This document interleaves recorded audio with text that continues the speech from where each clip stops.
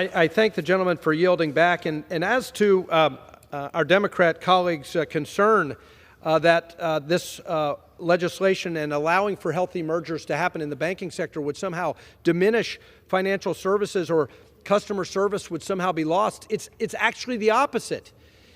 When you have healthy mergers among especially community banks or small regional bank acquiring a community bank that allows them to add scale, that allows them to invest in the very technology that provides the customers with better services, with better, more innovative financial services and products. So far from losing customer service, this is a way for smaller institutions, regional banks, to come together into combinations, invest in more technology to lower costs, to help those customers to increase access to financial services in ways that they can better compete with the mega banks.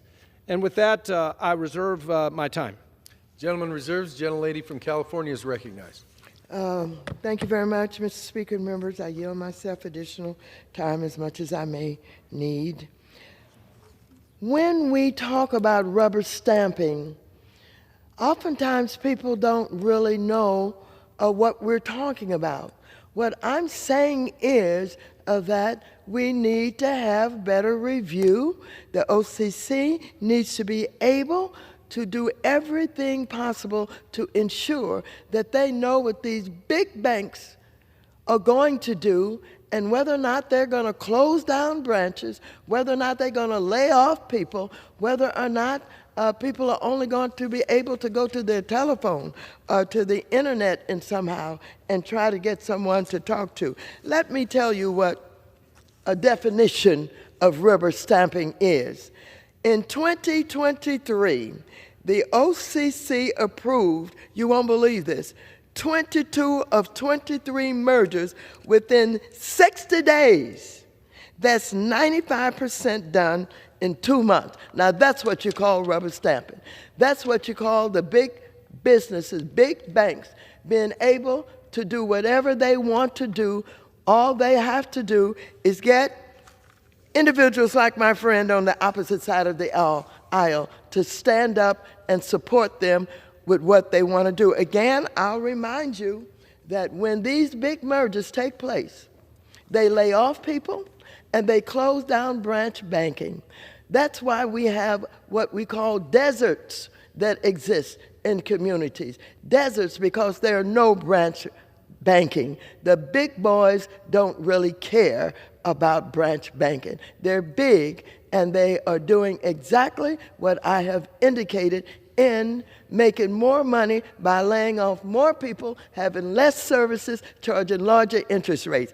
I'm not on the side of big banks. I'm on the side of the people. And so, let me continue. The Republicans may claim this bill also prevents the OCC from updating its merger review procedures in the future.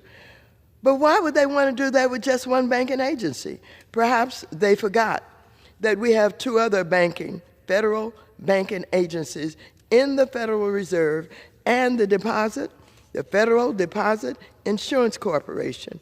Not only will this resolution freeze the OCC's review procedures in time and arguably prevent them from even providing guidance to applicants on how their review procedures work, but it allows other federal bank regulators, the FDIC and the Federal Reserve, to update their procedures. This would likely lead to regulatory arbitrage, where banks seek to merge with banks within a charter where the primary regulator has the weakest review standards. In fact, we saw this kind of arbitrage in the lead up to the 2008 global financial crisis, when the weakest banks would seek to get a charter from the weakest regulator, the Office of Thrift Supervision, OTS, until their banks failed and Congress shut down the agency in 2008.